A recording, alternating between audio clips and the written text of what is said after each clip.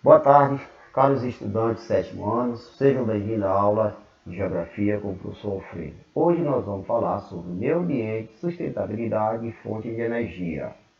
Especificamente, meio ambiente e sustentabilidade e as fontes de energia fica na segunda parte para a próxima semana. Então, dentro desse desenvolvimento sustentável, o que é que nós temos que analisar? Ele é um modelo de desenvolvimento global capaz de satisfazer as necessidades da população sem comprometer as necessidades das gerações futuras. Entenda, sempre houve um equilíbrio. Enquanto o homem tinha um equilíbrio, ele retirava da natureza o suficiente para sua sobrevivência. E a natureza tinha tempo de se regenerar.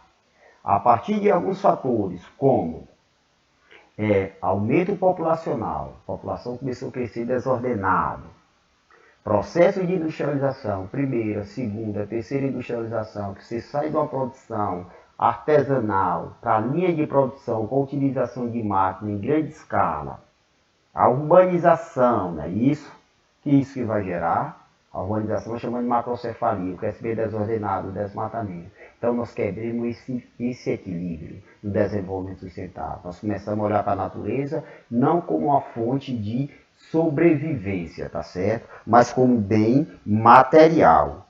E isso vai quebrar o equilíbrio e ver os impactos ambientais.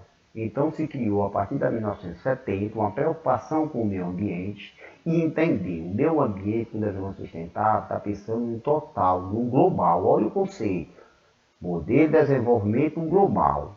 Então nós vamos retirar o que necessita a população, mas preservando essa natureza para gerações futuras. Primeira medida para a gente conseguir isso: combater a pobreza a nível mundial, reduzir as desigualdades sociais e garantir oportunidades iguais a todos. Aí é um problema, porque poucos têm demais e muitos têm de nada. E a humanidade ainda não conseguiu diminuir.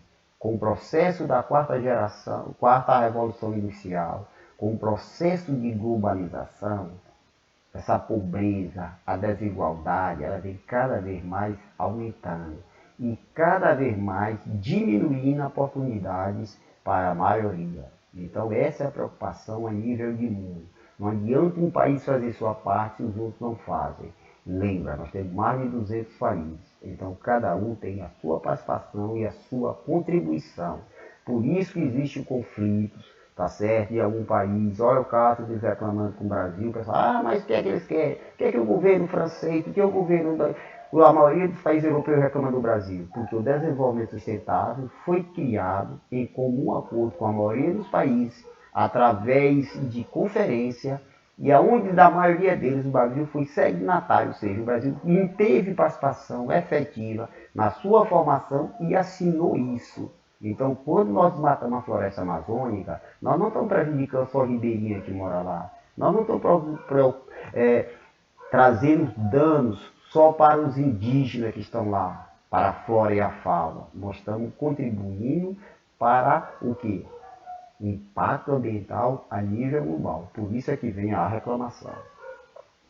Essas mudanças climáticas é a base legal. Então, aquilo que eu falei para vocês, a partir de setembro o pessoal começa a se preocupar. Criar algumas convenções sobre o clima, tá certo? Sobre a biodiversidade. Mas a nível geral, nós tivemos a Rio 92, onde foi um encontro com mais de 170 chefes de estados, presidentes, primeiro-ministros, reis, aquela coisa toda, os representantes de cada país, que se juntaram no Rio de Janeiro, um bocado de dia, para fazer isso, essas convenções, criar normas e regras, o papel de cada país a nível global. Em 94 veio a Convenção do Clima que ocorreu nos Estados Unidos. Até aí, na teoria, muito bonito. O grande problema se deu a partir de 1997, Protocolo Adicional de Kyoto. Por quê? Porque os países desenvolvidos eles já tinham passado pelo processo de revolução. Lá no século XVIII, primeira, segunda e terceira revolução industrial, até chegar final do século XIX, e no século XX já inicia a quarta revolução industrial.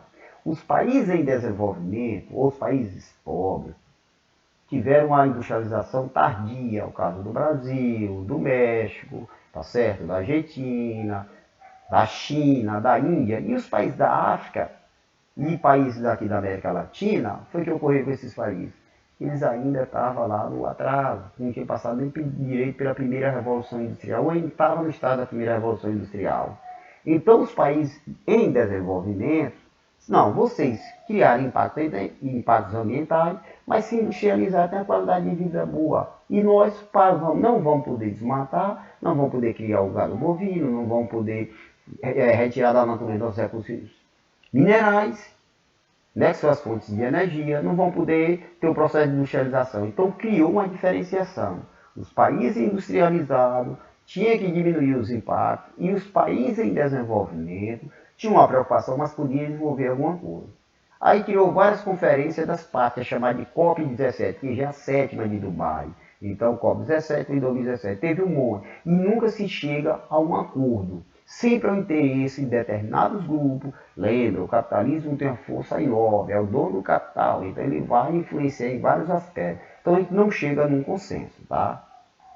Aqui tem os 16 países com os mega diversos. O que é isso? Que tem grande diversidade, mega diversidade. No aspecto da flora, que é a vegetação, não é isso? E da fauna, que são os seres vivos. Então está aqui o mapa mundi, não é isso? Com destaque para os países em verde. Por isso que há preocupação, todo mundo, toda a centro da televisão, estou falando, por quê? Olha quem está bem em cima, o Brasil, país da maior biodiversidade do mundo, ou seja, nenhum país tem tanta espécie, né, isso, de vegetação como o Brasil, e nem da flora, que já acabamos de falar, e da fauna. Por isso que ele coloca, ó, 65% da biodiversidade do planeta está nesses países aqui de verde. Primeiro lugar, Brasil. Segundo, Colômbia. Olha a preocupação com a floresta amazônica, tá certo? Mas lembrar, nós temos bem aqui a floresta amazônica, mas nós temos bem aqui a mata, né, isso, atlântica, também com a biodiversidade igual a amazônica ou maior. Nós temos Cerrado, então o Brasil, por isso que ele tem esse estado. Aí, eu tenho a Indonésia ali nesse conjunto de ilha também, perto daqui, ó, linha do Equador, floresta equatorial, não é isso? Tem uma China com área temperada, mais uma parte aqui também que pega na equatorial, e tem o México lá em cima. Por isso essa preocupação dessa coisa do mundo com o Brasil. Porque se eu acabo desmatando essa floresta amazônica aqui eu tenho o quê? Maior floresta equatorial do mundo, a maior biodiversidade do mundo, não só no Brasil, pegando bem que é parte da Colômbia, não é isso? Maior bacia hidrográfica do mundo. E o desmato, meu, que essa água vai evaporar, esse rio vai secar, como é que fica a flora, como fica a fauna, como ficam as pessoas. Lembra lá, eu não posso pensar o meio ambiente sem levar em conta os aspectos socioeconômicos da população. Eu não posso tentar viver num país como bem aqui nos Estados Unidos, ó, maior economia do mundo, Canadá de excelente qualidade, se esquecer isso aqui, ó, os povos africanos vivendo ainda na miséria, tá certo? País aqui da América Latina. Eu não posso pensar no desenvolvimento sustentável no Brasil se 10% da população mais rica detém 50%, 60% da riqueza, enquanto o 10% mais pobre fica com 1%. Então, esse é o grande conflito nosso. O Brasil, na teoria, tem uma das legislações ambiental mais fantástica do mundo. Eu gostei de fazer um paralelo em relação ao ECA, Estatuto da Criança e do Adolescente. Na teoria é lindo, nenhum país do mundo tem, né, isso, uma lei voltada para a criança e o adolescente como o Brasil. Agora, pôr em prática que é o difícil. É exatamente como nossa lei ambiental. Lógico que o Brasil, desde o início, falei em aula anterior sobre a Mata Atlântica, a loteria dos portugueses. Mas nossa política era bem mais recente. Então, ó, Política Nacional do Meio Ambiente, que é a de 81. Então vamos nos preocupar com esse meio ambiente. Quando eu me refiro ao meio ambiente, eu não estou vendo só os aspectos naturais. Eu tenho que ver quem está inserido nele, qual a população. São ribeirinhas, ele depende do meio ambiente, certo? Nós somos altamente dependentes dele a partir da água, lembra? De tudo que nós precisamos pela natureza. Então, temos que ver como um todo. Depois nós criamos a Política Nacional dos Recursos Hídricos. O Brasil é o país, como com a mega diversidade, nós somos o país com o maior recursos hídricos do mundo. Nenhum país do mundo tem tanta água doce, né, isso, como o Brasil. Nós temos entre 15% a 17%. Descobriu agora um novo arquivo na região amazônica que já estão se comentando que o Brasil detém 20% dos recursos hídricos do mundo. Certo? Então essa porcentagem é altíssima. Nós temos que preservar essa água e nós não fazemos isso. Então isso gera esses problemas. Lei de crimes ambientais, eles são severos, tá certo? Então tu vai lá e desmata uma área, tu vai ser punido. Tu vai lá, bate algum tipo de animal, tá certo? Então uma lei criada em 98, que essa aqui de certa forma tentava funcionar, mas a gente está vendo no último ano, não é isso? E não está ocorrendo. Política Nacional da Educação Ambiental. Então não é só lá na aula de geografia, na área de ciência que você tem que ver isso. Todas as empresas públicas que é do Estado, quando eu falo Estado, eu estou falando do governo federal, estadual e municipal, ela tem a obrigação dessa reeducação. Como é que isso passa? A partir do momento em que eu estou chupando um chiclete, pego um papel e bola e jogo no meio da sala, jogo dentro da minha casa, não, jogo na rua, que é o intuito. Então, a partir desde aí, que é o menor local, até o global. E aí foi criado em 2000 as unidades de conservação da natureza. Que são essas unidades? Depois nós vamos posteriormente, mas é o que? São os parques ambientais, área de preservação, de floresta. Esses parques podem ser federal, estadual, pode ser municipal. Lei da Gestão de Floresta, 2006. Lei da Mata Atlântica. Olha, um específico para a Mata Atlântica. Maior biodiversidade do mundo junto com a floresta amazônica. Resta apenas entre 6% e 8% dela. Quem é que já não viu na televisão? SOS Mata Atlântica. Então, a preocupação. Lei de saneamento básico. Olha a relação aqui. Como é que eu vou exigir que a população cuide do meio ambiente se eu não levo saneamento básico para ela? Se a água da casa dela que ela utiliza nos banheiros, na cozinha, para lavar roupa e tudo, ela vai jogar no quintal, ela vai jogar no meio da rua porque não tem o saneamento. Tá certo? Se eu não tenho uma coleta regular do lixo, se eu não tenho um aterro sanitário para chegar e colocar no lugar adequado, se eu não tenho a seleção desse lixo, se eu não separo, tá certo? Então foi criado e até hoje não funciona. O Brasil não tem 60% de saneamento básico no país. Você pega o Piauí, chega a 10, 12% de saneamento básico. Teresina não chega a 20%. Então esse problema. E a nível global, nós entramos nele e tem uma política nacional sobre as mudanças climáticas desde 2009. Lembra que eu falei da Rio 92? 2009 também nós assinamos. Nós assinamos também o Fundo Nacional sobre Mudanças do Clima, 2009. Então, tudo isso, em comum acordo com os outros países, nós não estamos cumprindo. Na teoria, nós assinamos, mas não estamos cumprindo. Por isso, a cobrança em cima do governo brasileiro. Por isso que muita empresa está falando. Tudo que é produzido na floresta amazônica, desmatamento para criar gado bovino, para produzir soja, nós não vamos comprar. Nenhuma empresa está querendo associar o seu produto relacionado com o impacto ambiental na maior biodiversidade do mundo. Lembra do capitalismo? Não é isso? Todo ele tem o quê? A propaganda é a alma do negócio. Eu tenho que associar o meu produto que eu vou vender a algo positivo. Se ele é negativo a nível de mundo, eu vou me afastando, tá? Política Nacional de Resíduos Sólidos. Nós jogamos ainda em lixão em Teresina. É a única capital do Nordeste que não tem um aterro sanitário. Tem há mais de 10 anos a prefeitura fazendo e nunca acabou, porque não prioriza. E essa lei que vai complementar tudo isso, tá? Olha as unidades que a gente falou lá, a classificação dela, aqui no Brasil. Nós temos proteção integral e uso sustentável. Como é isso, essas categorias? Proteção integral é aquela área de unidade aonde eu posso ter o quê? Só pesquisa científica e visitação. São o quê? Os parques nacionais. Vamos pegar como exemplo o Parque Nacional. Piauí como exemplo. Nós temos quatro. Nós temos bem que o Parque Sete Cidades. É um parque nacional.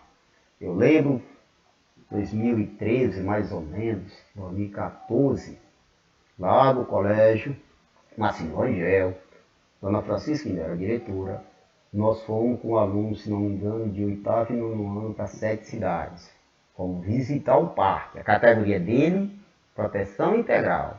Chegamos lá, primeiro fomos para um auditório, com os guias, e ele deixou bem claro para a gente.